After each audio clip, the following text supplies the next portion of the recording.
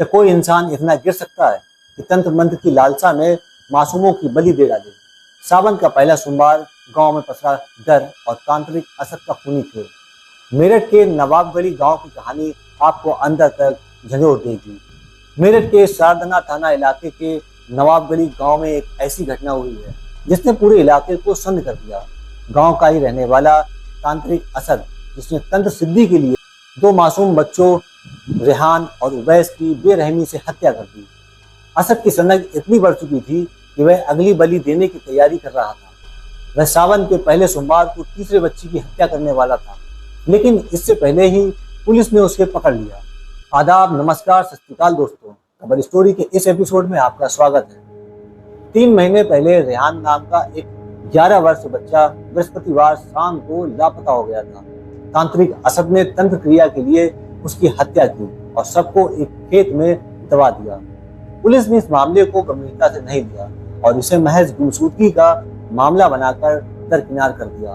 बृहस्पतिवार शाम 7:30 बजे उवैस, जिसकी उम्र 14 साल की थी, नमाज पढ़ने के लिए मस्जिद जाने की बात कहकर घर से निकला था। करीब 1 घंटे के बाद उसके पिता शकील के मोबाइल पर उवैस के नंबर से व्हाट्सएप पर 5 लाख रुपए की फिरौती का मैसेज आया। साथ में एक QR कोड भी था।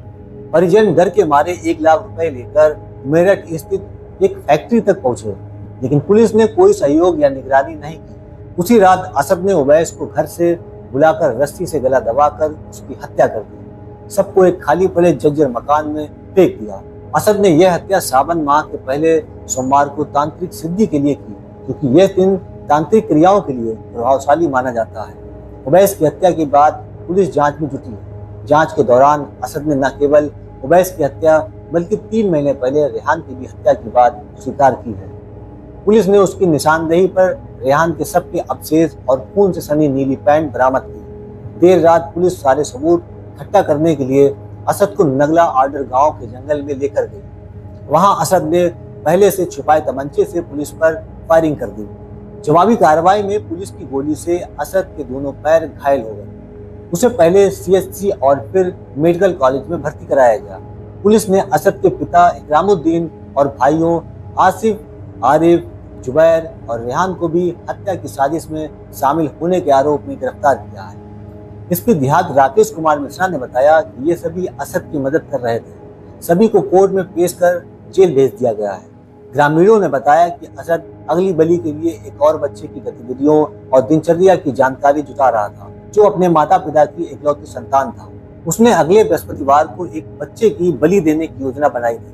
असद दिन में धार्मिक चर्चा करता और धर्म विशेष भूषा में दिखता, लेकिन रात में तांत्रिक क्रियाओं के लिए नरबलि की योजना बनाता था।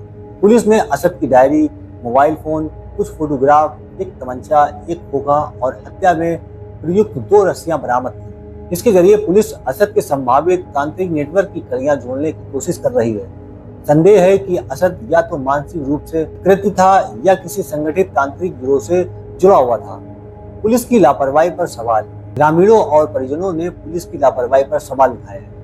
उवैस के अपहरण और फिरौती के मैसेज के बावजूद पुलिस ने इसे गंभीरता से नहीं लिया। परिजनों ने असद पर शक जाहिर किया था, लेकिन पुलिस की लापरवाही के कारण उवैस की जान नहीं बच सकी।